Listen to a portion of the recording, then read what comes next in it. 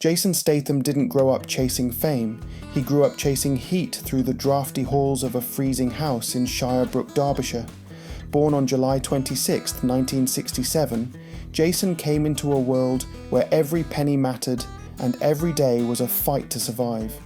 His father, Barry, worked any job he could find: miner, painter, street vendor, and sometimes even a pub singer.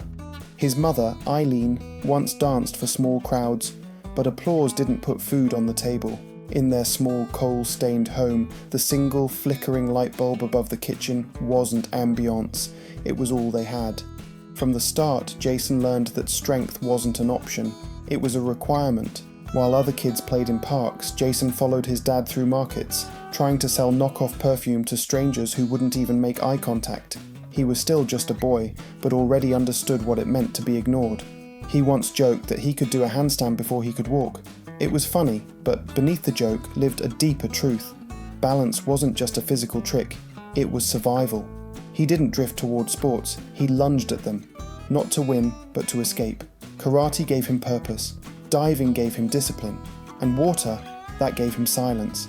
By the time he was 12, Jason was training seriously at Crystal Palace National Sports Centre, throwing his body off diving boards, while other kids we were still trading football stickers. He was already behind. "You have to start at 5 if you want a real shot," Jason once admitted. He started at 12, but he never let that stop him. What others gained in experience, Jason matched in obsession. He trained long after the lights were off. When janitors locked up, he was still in the pool.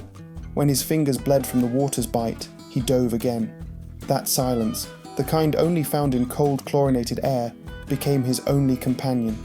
Day after day, he launched himself into air and water, chasing a dream barely within reach.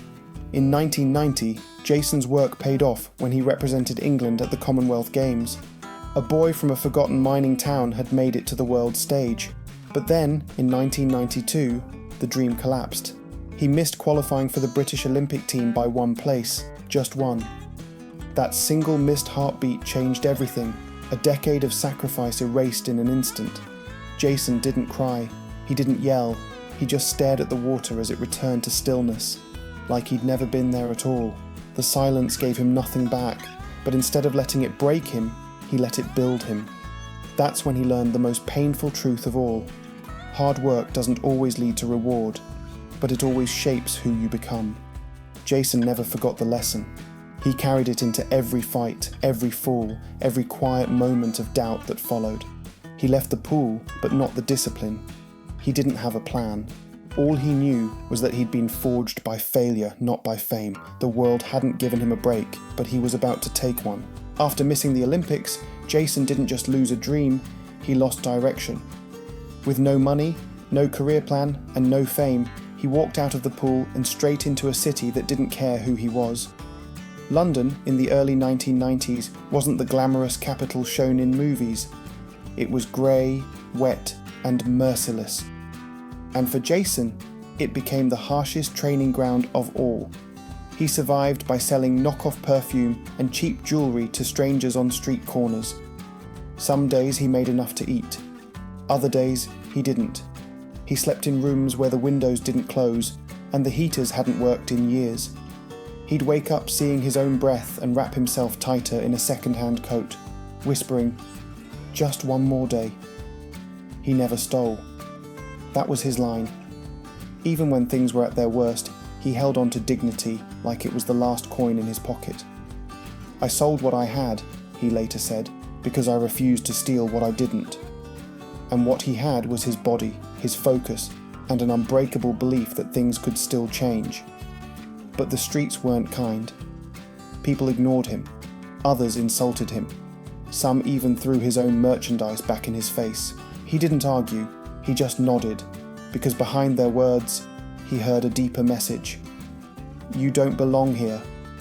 At night, when the streets emptied, Jason trained. Push-ups beside his mattress, shadow boxing in the mirror. He fought invisible demons and carried invisible weight.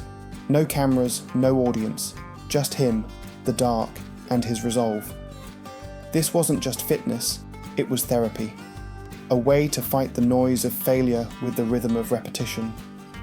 Between 1993 and 1996, he did whatever it took to stay afloat. He hustled on the streets by day, trained by night, and tried to keep hope alive in between. It was during one of those quiet training sessions at Crystal Palace that fate finally opened a door. A modelling agency called Sports Promotions was scouting for athletes with a gritty look. They weren't looking for polished models. They wanted someone who looked like they'd survived something. Jason didn't look pretty, he looked real. They hired him. Suddenly he was modelling for brands like Levi's, Tommy Hilfiger and French Connection.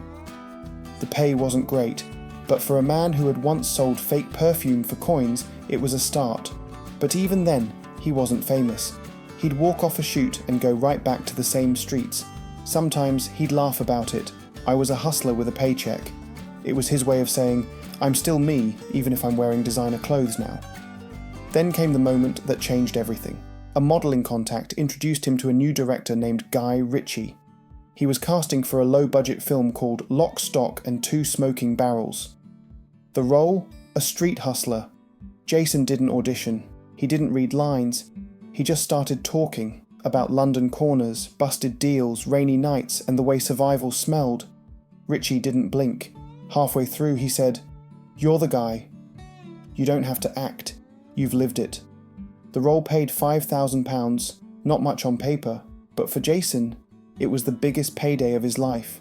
Not for the money, but because for the first time, someone saw value in his scars. The streets that had once spit him out had written his script. He didn't rise because the world gave him a handout. He rose because he never let it knock him out. Lock, Stock and Two Smoking Barrels hit theatres in 1998, and Jason Statham's life flipped overnight. At 31, he was suddenly being talked about in the same circles as rising stars and veteran actors. He wasn't polished, he wasn't trained, but none of that mattered. What audiences saw was raw authenticity, the kind of screen presence you can't teach. He wasn't pretending to be tough, he just was. 2 years later, in 2000, came Snatch. Jason played Turkish alongside Brad Pitt, and this time there was no denying it. He was the real deal. The film made over $80 million, and Jason was no longer just a street hustler turned actor. He was the heartbeat of British action cinema. Red carpets, magazine interviews, film premieres, it all came fast. But behind the clean tuxedos and press junkets was still that same man who used to count coins for dinner. Then came The Transporter in 2002, and that changed everything. It didn't just make him a star, it made him an icon. For the first time, the world saw what Jason could do physically, and it was nothing short of astonishing. He trained in Wing Chun, kickboxing and Krav Maga, often up to 6 hours a day for months, and when the cameras rolled, he insisted on doing his own stunts. "If I get hurt, at least it's honest," he said. And he did get hurt. Broken ribs, torn ligaments, sprains, bruises. There were days he could barely tie his boots, nights when ice packs replaced pillows. But he never backed down, because Jason wasn't trying to look tough. He was proving something, to himself. But here's the part people didn't see. Between 2002 and 2010, Jason averaged almost 2 films a year. Crank, Revolver, Death Race, War, The Mechanic. It was non-stop. He was flying between countries, training between shoots, and filming scenes that pushed his body to its limits. He once said, "You wake up bruised and go to sleep broken, but you do it again the next day." Still, not every film hit. 2005's Revolver flopped, earning only $7 million on a $27 million budget. Critics hated it. His reunion with Guy Ritchie, the very director who gave him his break, nearly ended their friendship. Then came War in 2007, which stumbled, and Wildcard in 2015, another box office disappointment. The whispers started, was Jason becoming replaceable? But Jason never flinched. He fought his way back with The Bank Job in 2008, a smarter, quieter heist film that reminded critics he wasn't just fists, he was focus. The movie made $66 million, and just like that, he was back in the fight. By 2010, he was standing next to the legends. The Expendables put him shoulder to shoulder with Sylvester Stallone, Jet Li, and Dolph Lundgren. He wasn't the kid looking up anymore, he was one of them. The films that followed only raised the stakes. Fast and Furious 7 grossed over $1.5 billion. Jason became the villain fans couldn't help but love. Then came The Meg in 2018, pulling in over $527 million. He was now a global phenomenon. But here's the twist. Fame didn't bring freedom. Hollywood typecast him. Offers for deeper, dramatic roles started fading. Jason once joked, "I could put my grandma in a cape and she could be in Marvel." It made people laugh, but underneath, it was serious. He wanted substance, not green screens. He wanted reality, not fantasy. He had built an empire on explosions, but inside, he was a man who still craved silence. The louder the applause got, the more he realized it couldn't drown out the emptiness between scenes. While Jason Statham's career was rising like a rocket, his personal life was slowly falling apart. Fame opened doors, but it also closed others, especially the kind that led to quiet dinners, stability, and love. His first major relationship was with Kelly Brook, a TV star who had already made her name while Jason was still climbing. They were lightning and calm, fire and steel, drawn to each other in the middle of chaos. In the beginning, everything felt real. They lived in small flats, cooked simple meals, laughed at the way his workouts seemed more intense than the films themselves. He once told her, "Someday I'll make it worth your patience." And for a time he did.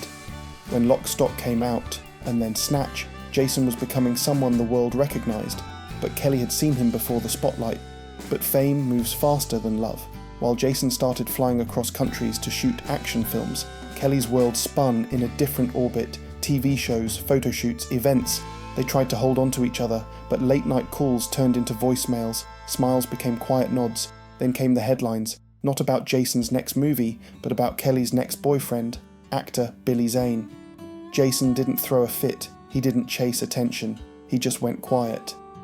"The pain of being replaced while you were still loyal," he said once, not bitterly, but like someone who had learned to accept loss without complaint. After Kelly, he met Sophie Monk, a bright, energetic Australian pop singer. Their relationship started like a breath of fresh air. She was light to his intensity. She teased him about his discipline.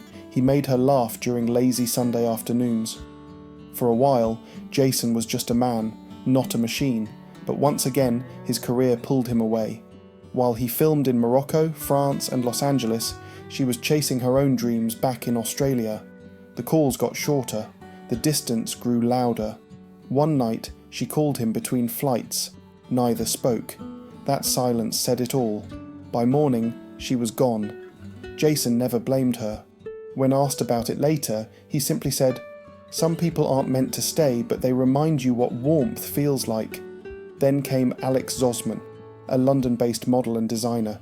She wasn't fame or fire, she was peace. With her, Jason felt still for the first time in years. They lived simply. She cooked. He came home late, kissed her forehead, whispered, "You make this world feel still." But the world he belonged to wasn't still. Between 2008 and 2009, Jason was filming The Bank Job, Death Race, Transporter 3. He was in Bangkok, then Paris, then Los Angeles, gone for months at a time.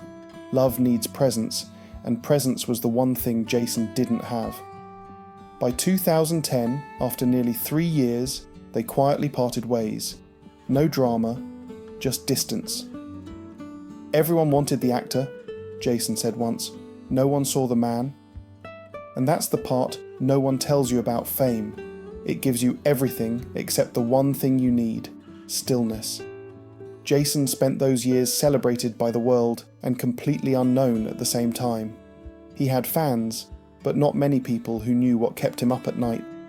Some evenings, after long shoots, he'd turn off the lights in his hotel room and just listen to his breathing. Not for calm, but to remind himself that he was still here. The man who made audiences believe he was indestructible was starting to break in ways no one could see. The scariest part about doing your own stunts isn't the injury, it's the moment when everything goes silent. In 2014, while filming The Expendables 3 in Bulgaria, Jason Statham came face to face with that silence. The plan was simple. Drive a 3-ton truck toward the edge of the dock, stop just before the barrier, and walk away like it was nothing. It was routine, but something went wrong. The brakes failed. Jason was behind the wheel.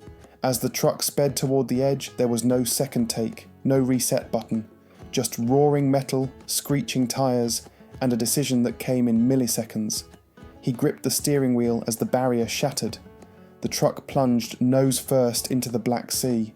What happened next could have ended everything. The windshield exploded, water filled the cabin, his seatbelt locked, he kicked the door. Nothing, kicked again, still nothing. For a moment, he truly believed it was over, that this would be the last scene he'd ever shoot. But then came instinct, years of diving, years of training, years of surviving. He slammed his shoulder into the door, once, twice, and finally it gave way. Water dragged him under, and he fought his way up, lungs screaming. When he broke the surface, it wasn't just for air, it was for life. On shore, chaos, crew shouting. Sylvester Stallone among the first to reach him, sprinting to the water's edge. Jason staggered out, soaked and trembling. Alive. Later, Stallone said, if anyone else had been in that truck, they'd be dead. Jason didn't respond. That night he sat alone in his hotel room and whispered, it should have been over. But he showed up to set the next day, quiet, ready, as if nothing had happened. No one talked about it, but everyone knew something had changed. From that day on, Jason stopped calling them stunts. He called them risks paid in blood. He still did his own action scenes, but now with a shadow following him, not fear but awareness, that even the strongest body has limits, that even a man built from discipline can be taken out by a faulty brake line. That near-death experience wasn't the only one that left a mark. Just 3 years earlier, in 2011, tragedy struck during filming of The Expendables 2. A young stuntman named Kun Liu, only 26 years old, died during a botched explosion scene. Jason had spoken with him that morning, encouraged him, told him to stay hungry, and by that afternoon, Kun was gone. Jason didn't cry on set. He didn't give interviews, but something inside him cracked. From that day forward, before every major action scene, Jason would take a moment, eyes closed, silent, as if whispering a name no one else could hear. It wasn't superstition, it was respect. These weren't just movie moments anymore. They were real, dangerous, costly, and Jason knew better than anyone that no amount of fame could undo a life lost on set. After that, he trained even harder. He spoke with stunt teams personally, demanded better safety checks, not because he feared for himself, but because he had seen what happens when things go wrong. And that's the tragedy behind the action. People see explosions and slow motion fights. Jason sees faces, empty chairs, black water. The death of Paul Walker in 2013 didn't just shake Hollywood, it broke something in Jason Statham. At the time, Fast and Furious 7 was still in production, and Jason had only recently joined the franchise. He was the new guy, stepping into a cast that had become a real family. But Paul made him feel like he'd been there all along. Jason remembered their first table read. He'd walked in expecting cold professionalism. Instead, Paul threw an arm around him and said, "You're one of us now, mate." That single sentence erased every doubt Jason had carried. Paul wasn't just a star, he was warmth in a business that often felt like concrete. He brought Jason coffee between takes, teased him about always being too serious, and sent him car blooper videos at night just to make him laugh. They bonded, not over ego, but over real things: cars, charity, and the desire to leave something good behind. Paul often talked about his charity work, Reach Out Worldwide, and how one day he wanted to take his daughter Meadow on relief missions. "You do what you love," he once said, "but you live for what you give." That line stuck with Jason. Then on November 30th, 2013, everything stopped. Paul died in a car accident in Santa Clarita. He wasn't driving. His friend Roger Rodas was, but both men died instantly when their Porsche Carrera GT hit a tree and light pole at nearly 90 miles per hour. They had just left a charity event. Jason was in rehearsals when he heard. The room went silent. "It couldn't be Paul," he whispered. He drove like he breathed. But it was true. The man who made everyone feel like they belonged was gone. Jason arrived at the memorial quietly. No press, no speeches. He stood in the back, head down, tears falling freely. The grief wasn't for a co-star, it was for a friend who reminded him that kindness could still exist in a cutthroat industry. Filming Furious 7 after that was torture. "It felt like chasing a ghost," Jason said. "Every engine roar reminded us who wasn't there." There were scenes they had to rewrite. Others they finished using Paul's brothers and CGI, but no trick could fill the absence. And yet, they finished the film. For Paul, because that's what he would have wanted. The final scenes were heartbreaking, especially that last drive. 2 cars splitting off, symbolising their characters parting ways. But for Jason, it wasn't acting, it was real. He was saying goodbye.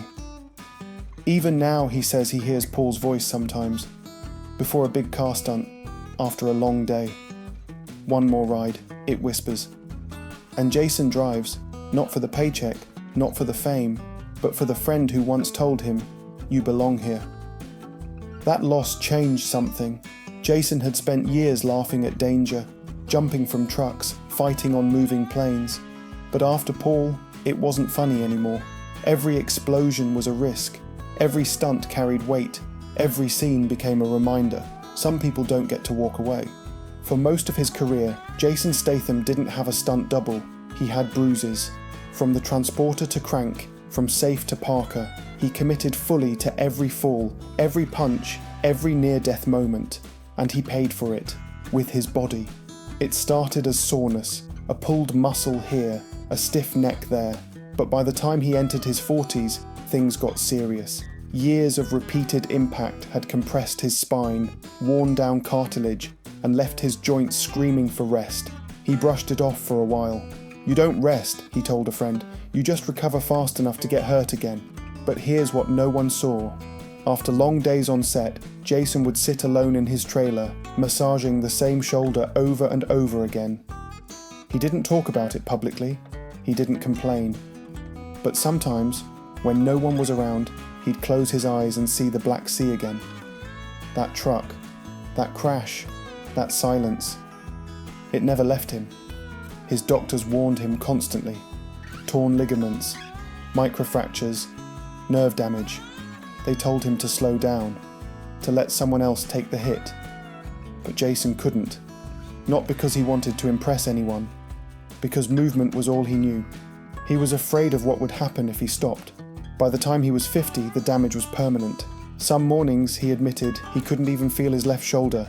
His fingers would lock, his back would seize up. He'd take deep breaths just to mask the pain when walking into a scene. But once the cameras rolled, he flipped a switch. Pain off, focus on. The younger stuntmen looked at him like a machine. "You still do all your own fights?" they'd ask. He'd smile, nod, roll his shoulder like it didn't hurt, and then perform like nothing was wrong. But the silence after the take said everything. Jason knew the pain would never go away. So he adapted. He incorporated yoga, swimming and calisthenics into his training, not for aesthetics, but to stay upright.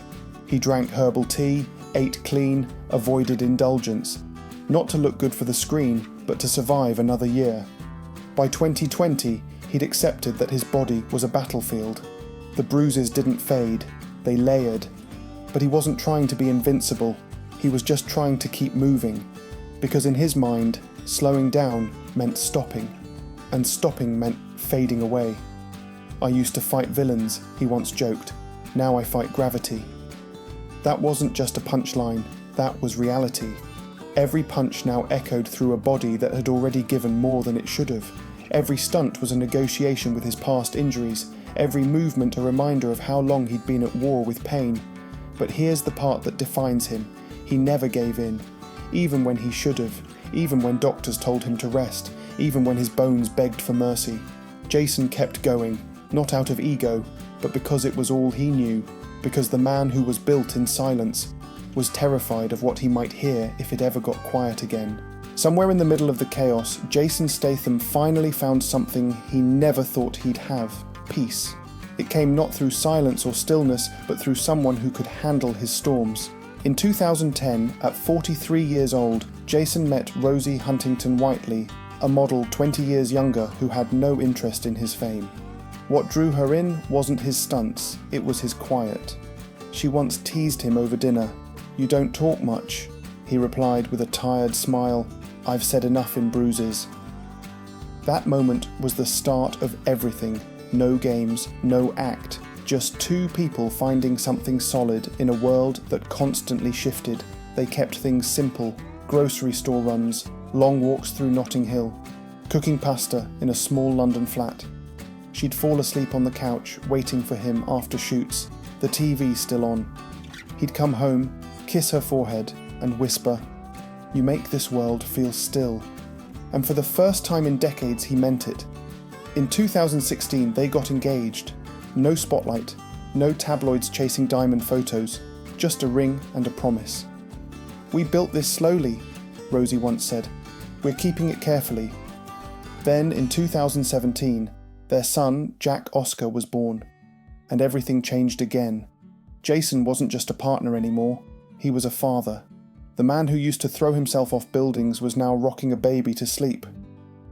He looked down at Jack's tiny fingers once and said, "This is the only fight I never want to win."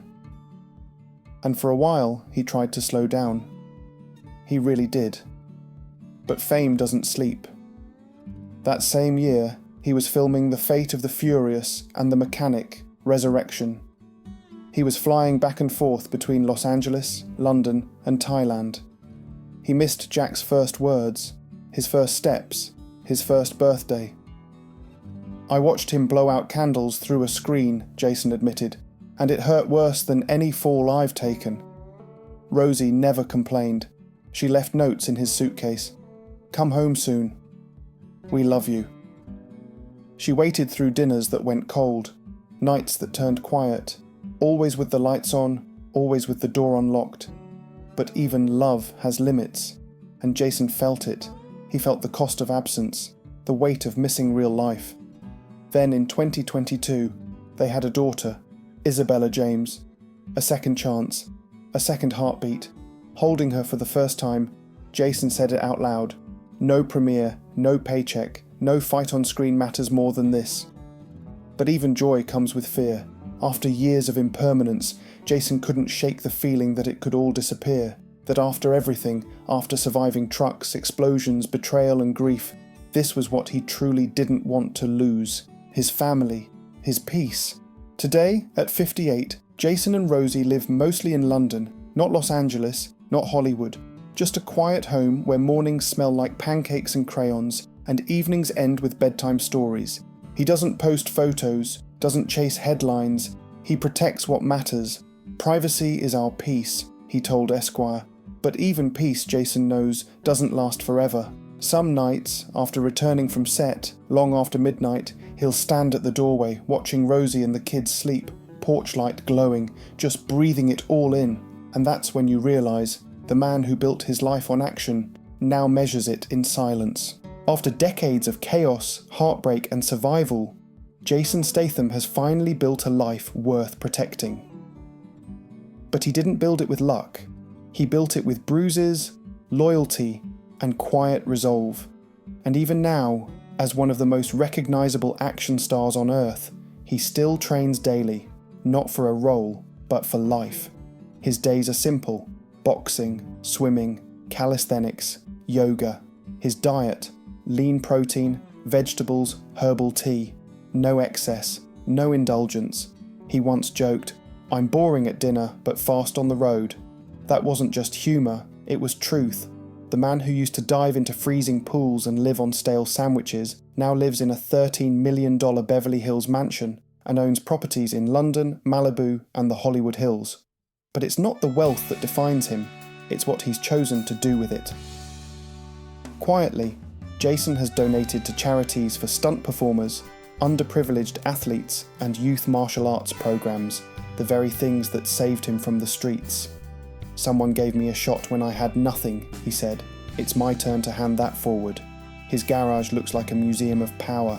Aston Martin, DBS, McLaren, 720S, Ferrari, F12 Berlinetta, and tucked in the corner, a Jaguar E-Type.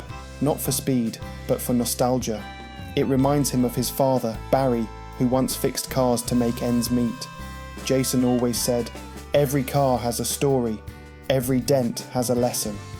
He no longer hosts big parties, no longer chases premieres.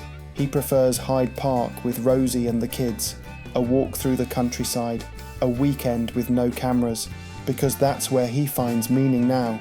Not in the lights, but in the quiet. And yet even in that peace, he never forgets the danger. His body reminds him every day. Some mornings he winces just getting out of bed. His shoulder clicks, his back stiffens, his fingers tingle. These are the souvenirs from a lifetime of war with his own limits. He calls them reminders, not of pain, but of how far he's come.